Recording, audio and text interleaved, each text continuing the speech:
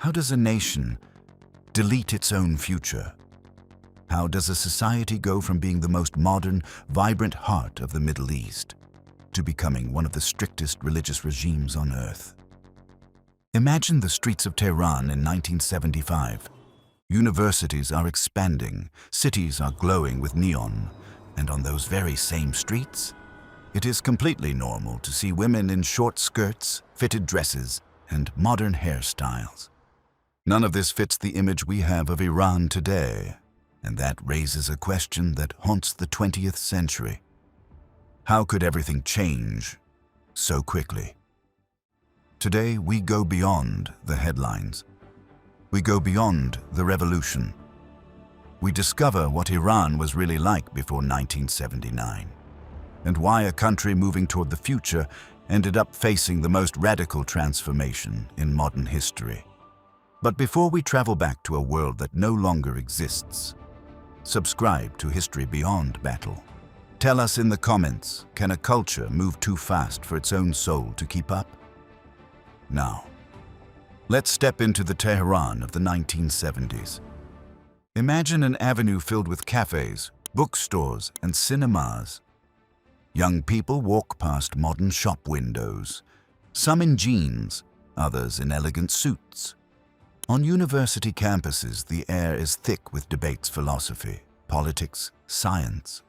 Women enter classrooms, they work in offices, they drive cars. In the restaurants, Western pop music blends with traditional Persian melodies. It looks like Paris, it looks like Rome. But it isn't. It's Tehran. For much of the 20th century, Iran was a surprise to the world. During the 60s and 70s, the country projected an image that shattered every stereotype. The capital was a dynamic cultural center, theaters, art galleries, a nightlife that rivaled Europe. But this wasn't just a surface-level change. It was an intellectual explosion. The Iranian middle class was reading French philosophy and listening to British rock. They were part of a global conversation. They were the bridge between East and West. An ancient country, heir to one of the most influential civilizations in history, was attempting to redefine itself. Between imperial palaces and modern skyscrapers, the nation sought to be a modern power, proud of its past, oriented toward the future. But behind this image of progress lay deep, silent tensions. Because while the elite were looking toward the West, the heart of the country was still beating to an ancient religious rhythm, and that rhythm was about to become a drumbeat of war. To understand this rise, we must look at the man who held the wheel, Shah Mohammad Reza Pahlavi, educated in Europe, convinced that Iran's survival depended on modernization. The Shah didn't just want a better country. He wanted a great civilization. He envisioned a powerful, industrialized nation, a country that could compete with the great powers. In the 1960s, he launched the White Revolution. It wasn't a revolution of the people. It was a revolution from the top down: land redistribution, massive infrastructure, industrialization. Oil revenues flooded the treasury. Highways, hospitals, and airports rose from the dust. Tehran filled with a growing middle class that finally had a taste of the world. But the Shah's ambition had a dark side: ego. In 1971, he threw the most expensive party in human history, the 2,500-year celebration of the Persian Empire. He invited kings, queens, and presidents to the ruins of Persepolis. He served food flown in from Paris. He drank wine that cost more than a peasant's yearly wage. He wanted to show the world that Iran had arrived, but to his own people, it looked like a king who had forgotten his subjects. While he toasted to the ghosts of Cyrus the Great, his people were struggling with the dizzying pace of change. Modernization is not just about steel and concrete. It is about identity. And for the traditional sectors, especially the religious clergy, this wasn't progress. It was a rupture. It was an abandonment of cultural and religious values in favor of a model imported from the West. While the government celebrated the future, a quiet debate began to grow in the shadows. How much of its soul was Iran willing to trade for modernity? The image of a dynamic, growing country didn't tell the whole story. While the hotels welcomed international guests, political power was becoming a closed circle. The monarchy maintained a firm, cold grip on public life. Parliament existed, but the Shah decided. Elections were a formality. Criticism carried a heavy price.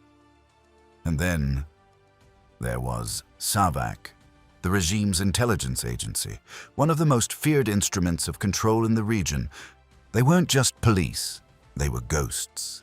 They monitored threats, they identified opponents, they maintained a constant sense of pressure. In the tea houses and the universities, people learned to speak in whispers, because you never knew who was listening. A joke about the Shah could lead to a midnight knock on the door. At the same time, the economic miracle was leaving people behind. Millions moved from the countryside to the cities, seeking the modern dream. But they found a complicated reality: scarce housing, limited jobs, a cost of living that was rising faster than their wages. In one neighborhood, shopping centers and luxury cars. In another, the expanding districts of the poor, struggling to adapt to a world they didn't recognize. These newcomers felt like strangers in their own capital. They saw the miniskirts and the Western music not as freedom, but as an insult to their faith. They were the forgotten ones, and they were looking for a leader who spoke their language. The facade was shining, but the cracks were widening. When change happens too fast, societies react in unexpected ways. In the universities, students debated democracy and freedom. In nationalist circles, they criticized the government's closeness to the West.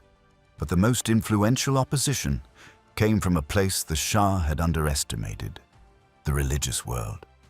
The Shiite clergy watched the country's direction with growing horror. For them, this wasn't just an economic change, it was a cultural erasure. They saw the Shah as a West-toxified puppet who was selling the nation's spirit for oil. And from exile, a voice began to emerge: Ruhollah Khomeini. He didn't speak the language of the elite. He spoke the language of the mosque. He openly denounced the Shah. He warned that the country was losing its roots. His messages, recorded on cassette tapes, began to circulate in secret. They were smuggled across borders. They were played in basement meetings. They were the underground internet of the 1970s.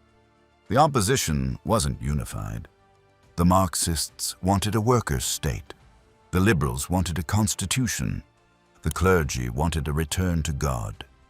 The only thing they had in common was a growing sense of discontent, a shared hatred for the man on the throne. The Shah thought he was fighting a political battle. He didn't realize he was fighting a theological war. And when a society begins asking too many questions at the same time, stability becomes a fragile illusion. For much of the 20th century, Iran experienced a transformation that should have taken centuries. In just a few decades, it became a global player. Education, industry, cultural openness. But history rarely moves in a straight line. The very forces that fueled development also generated the tensions that would destroy it. The Shah thought he could buy the future with oil. He thought he could force a nation to be modern by decree. But you cannot build a skyscraper on a foundation of resentment. An ancient country, proud of its identity, found itself facing a choice. What should be preserved? What should be changed? And who has the right to decide the course of a nation? By the late 1970s, Iran still showed the world its modern face. Illuminated avenues, full universities, a cosmopolitan capital. But beneath the surface, the accumulated weight of years was already shifting the ground. Tradition and modernity, prosperity and inequality. The country was moving toward a decisive moment. A moment that would change the destiny of the Middle East forever. Because by the end of that decade, without the world realizing it, The entire nation already had one foot on the threshold of revolution. Thank you for watching. If you want to understand the forces that shape our world beyond the battlefield, subscribe to History Beyond Battle. Tell us in the comments, was the fall of the Shah inevitable? See you in the next video.